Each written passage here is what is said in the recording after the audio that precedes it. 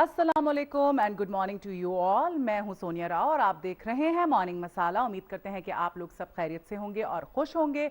Programme के आगाज़ में मैं आपको नंबर बताती चलूं प्रोग्राम का, ताकि आप शिरकत कर सकें प्रोग्राम में और टॉपिक में बढ़ चढ़ कर हिस्सा लें। हमारा नंबर है 0423591723 इसके अलावा आप हमें ईमेल भी कर सकते हैं। हमारा ईमेल एड्रेस है mm@news1tv.tv। इसके अलावा मैं आप लोगों के साथ ये भी बात करना चाह रही थी आज के, मुझे फीडबैक आ रहा होता है फेसबुक पे, लोग बता रहे होते हैं कि जी इस तरह से ये चीज़ चेंज कर लें और ये चीज़ ना किया करें, ऐसे कपड़े ना पहना करें, ऐसा कर लिया करें, वैसा कर लिया। तो अब तनकीद भी करते हैं, तनकीद बरा इस्लाह होनी चाहिए। ऐसी तनकीद करें कि जिससे इंप्रूवमेंट हम ला सकें और हमें बताएं कि हम किस तरह से अपने प्रोग्राम को बेहतर कर सकते हैं। और मैं बिल्कुल आप लोगों की फेसबुक पे भी मुझे मैसेजेस आ रहे होते हैं, ईमेल्स आ रहे होते हैं, बिल्कुल कीजिए और मुझे बताएं कि किस तरह से हम अपने प्रोग्राम को बेहतर बना सकते हैं। प्रोग्राम का आगाज़ करते हैं और आपको लिए चलते हैं पहले सेगमेंट की तरफ, जो कि है न्यूज़ एंड व्यूज़।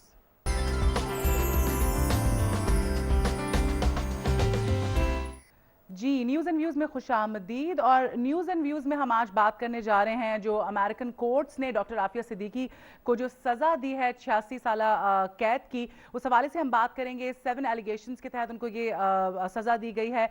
आज तक जो उनके साथ सलूक रखा गया है गैर इंसानी, उनको टॉर्चर किया गया है इंटरोगेशन के बाद, और जो भी मामलात आज तक चलते आए हैं उस हवाले से हम बात करेंगे। और 86 साला कैद की सज़ा जो उनको सुनाई गई है, आज से पहले अमेरिकन कोर्ट्स ने किसी भी खातून को इस तरह की सज़ा नहीं दी है, इस पर हम बात करेंगे। और हम ये भी बात करेंगे कि हुकूमत ने अब तक आखिर क्या किया है कौम की इस बेटी को की रिहाई के लिए। अच्छा जी, इस पर बात करने के लिए हमारे साथ मौजूद हैं, किसी तारुफ के मोहताज नहीं है, मेरे फेवरेट एनालिस्ट हैं नज़ीर नाजी साहब। अस्सलाम वालेकुम। जी वालेकुम अस्सलाम। कैसे मिजाज है नाजी साहब? जी अल्लाह का शुक्र, तबीयत ठीक ठाक? बस जैसी इस उम्र में होती है। अच्छा सही, अल्लाह ताला बस आपको सेहत दे और इसी तरह से आप हमारे साथ आते रहें और अपना एनालिसिस जो है हमें पेश करते रहें। अब आपका एनालिसिस इस पे हम लेना चाह रहे थे, आप सीनियर हैं, आप ज़्यादा बेहतर तौर पे सारे मामलात को देखते हैं, नज़र रखते हैं। मुझे बताएं, अब ये जो मामला चल रहा है 86 साला जो है कैद की सज़ा सुना दी गई है डॉक्टर आफिया सिद्दीकी को, इस सारे मामला को आप कैसे देखते हैं? देखिए जी, जो उनका जुडिशल सिस्टम है, उनके जो कवानीन हैं, ये उनके मुताबिक है सारा कुछ जो हुआ है। हमारा जो इसमें मौक़िफ़ है वो इंसानी बुनियादों पर है। ये केस डॉक्टर आफिया सिद्दीकी का नया नहीं है। वो घर से 5 साल पहले गायब हो गई थी, जब वो उनके बारे में पता चला था कि वो अमरीकियों की कैद में अफ़गानिस्तान के अंदर। उनके साथ क्या क्या जुल्म हुआ, क्या क्या ज़्यादतियाँ हुई, उसकी तफसील भी अभी पूरी तरह मंज़र आम पर नहीं आई, और ना उन्होंने ख़ुद कहीं कोर्ट में उसकी तफसील बयान की है। अगर की है तो उसकी रुदात यहाँ नहीं छप सकी।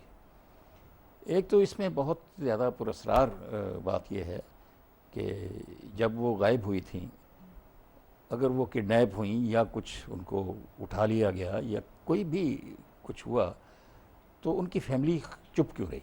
सही, इतना अर्सा काफ़ी अरसे तक ना तो उन्होंने मीडिया में कोई अप्रोच किया किसी को, ना हुकूमत को कोई दरख्वास्तें दी, और ना ही किसी और को बताया कि वो गायब हो चुकी हैं, उनका पता नहीं। उनके बारे में ख़बरें पहली बार जो पढ़ने को मिली वो मिली उस वक्त जब बगराम जेल में कोई वेस्टर्न जर्नलिस्ट गई और उसको चीखें वगैरह सुनाई दी, तो उसने कहा मेरा क़यास है कि ये डॉक्टर आफिया सिद्दीकी थी। बाद में पता चला कि वो कैद में रही हैं, लेकिन जल्द ही पता चला कि वो न्यूयॉर्क में आ गई हैं और उन पर मुकदमा शुरू हो गया। यहाँ तक हमारे जहाँ में इंसानी अलमियत तो है, इस पर तो किसी को शक व शुबा नहीं होना चाहिए। मैंने तो बल्कि एक नज़्म भी लिखी हुई है इस पर कि आप शेयर करना चाहेंगे यहाँ पर? जी कर ले तो बहुत अच्छा। वो आपने मौजू बताया होता तो मैं ले आता। अच्छा चलिए, सही है, सम अदर टाइम। जी, तो अब इस केस के 3-4 पहलू बन चुके हैं। एक तो है वो इंसानी मसला जिस पर हम सब गमज़दा हैं।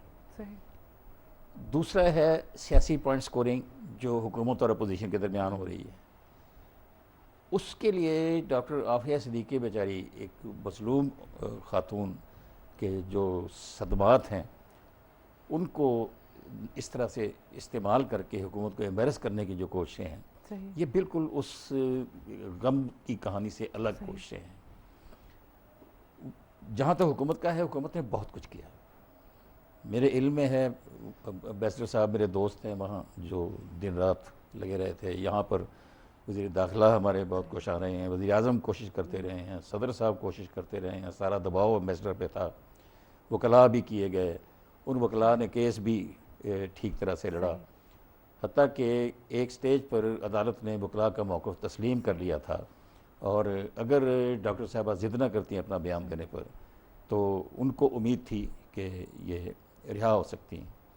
لیکن جب انہوں نے بیان دیا تو وکلاء کے مطابق ان کا کیس جو ہے وہ اس بیان کی وجہ سے خراب ہوا، اور انہیں اسی وقت وہ فکر مند ہو گئے تھے کہ اب کیس ان کے خلاف جا رہا ہے. اچھا، جب یہ صورتحال سامنے آئی تو یہ جتنے لوگ اس وقت ڈاکٹر عافیہ صدیقی کے لیے جلوس نکال رہے ہیں، ہنگامے کر رہے ہیں، جلسے کر رہے ہیں، سیمینار کر رہے ہیں، یہ جو کروڑوں اربوں روپیہ اب یہ خرچ کر رہے ہیں، کیا اس وقت یہ وکیل نہیں کر سکتے تھے؟ ٹھیک. اگر یہ حکومت سے مطمئن نہیں تھے تو کس نے روکا تھا انہیں کہ ان کی جو سسٹر ہیں ڈاکٹر فوزیہ، ان کے پاس جاتے ہیں اور انہیں کہتے ہیں کہ آپ جا کے وکیل کریں، ہم آپ کو فائنانشلی سپورٹ کرتے ہیں، ہم آپ کو وکیل لے کے دیتے ہیں. دنیا بھر میں اچھے سے اچھے وکیل پڑے ہوئے ہیں، امریکن لا کے ماہرین بھی ہیں، انگلینڈ سے لے جاتے ہیں، امریکہ سے لے جاتے ہیں. امریکہ میں اگر جو مسلمان ہیں وہاں موجود، ان کے پاس جا کے کیمپین کرتے کہ یہ ہماری پاکستان کی بیٹی، آپ کی بیٹی یہاں پر مظلوم پڑی ہوئی ہے اور اس کا کوئی پرسان حال نہیں ہے، آپ چندہ کریں، آپ وکیل کھڑا کریں. تو یہ مہم چل سکتی تھی، بالکل چل سکتی، اور خود امریکہ کے اندر انسانی حقوق کی بنیاد پر بھی مہم چل سکتی تھی. تب تو یہ خاموش انتظار میں بیٹھے رہے کہ پہلے سزا ہو جائے. صحیح. یہ سزا دلانے میں اگر یہ حکومت کا ذمہ دار سمجھتے ہیں تو یہ خود بھی ذمہ دار ہے. صحیح. کیوں نہیں سارے کے سارے آج جو سب اکٹھے ہو گئے ہیں، یہ جب مقدمہ شروع ہوا پہلے کیوں نہیں اکٹھے ہوئے؟ بالکل. تو اس کا مطلب ہے کہ جو ان کی دلچسپی ہے وہ ڈاکٹر عافیہ صدیقی کے المیے میں نہیں ہے. صحیح. وہ اس سے جو پولیٹیکل مائلیج یہ حاصل کر سکتے ہیں، ان کی دلچسپی اس میں ہے. ٹھیک. اب جب کہ انہیں سزا ہو گئی ہے، اب ان سب کو ڈاکٹر عافیہ صدیقی یاد آ گئی، وطن کی بیٹی یاد آ گئی. اب یہ جلوس اب اچانک سے پہلے خاموش تماشائی بنے رہے اور اب اچانک سے، تو یہ ساری انسانی ہمدردی تب کہاں تھی؟ بالکل. اب اچانک سے ریلیاں نکالی جا رہی ہیں، اتنا شور شرابہ کیا جا رہا ہے، آج سے پہلے کیوں نہیں کیا؟ دوسرا، اب بھی کچھ نہیں بگڑا. صحیح. ایک اپیل کی سٹیج باقی ہے. اس پہ بات کرتے ہیں کہ اب بھی کچھ نہیں بگڑا، اب کیا ہو سکتا ہے مزید. یہاں پر ہم ایک کال لے لیتے ہیں پہلے. جی السلام علیکم. ہیلو، السلام علیکم. السلام علیکم. جی وعلیکم السلام. کون ہے ہمارے ساتھ؟ ہلو. جی السلام علیکم. کون ہے ہمارے ساتھ؟ میں الیاس بات کر رہا ہوں راولپنڈی سے. جی الیاس صاحب فرمائیے گا. لائن ڈسکنیکٹ ہو گئی، دوبارہ ہمیں کال کر لیں. اب کیا کہہ رہے تھے ناجی صاحب آپ؟ ابھی بھی کچھ ہو سکتا ہے، ابھی بھی کچھ نہیں بگڑا ہے. ابھی بھی ایک اپیل کی گنجائش باقی ہے. صحیح. تو جتنا اتحاد اب نظر آ رہا ہے، صحیح. یہ ساری قوم، یہ حکومتی وسائل اور ان کے ساتھ تمام مظاہرے کرنے والے لیڈروں کے وسائل، اگر ان کو یکجا کر کے یہ جا کے امریکہ میں رائے عامہ کو منظم کریں، میڈیا کو بتائیں جا کر وہاں کیا ہو رہا ہے، کیا ظلم ہوا ہے، پاکستان میں عوام کے کیا فیلنگز ہیں، اور اس کے بعد قانونی جنگ لڑیں. ٹھیک. اب بھی ان کو لا سکتے ہیں. صحیح. اس کے بعد اگلا مرحلہ آتا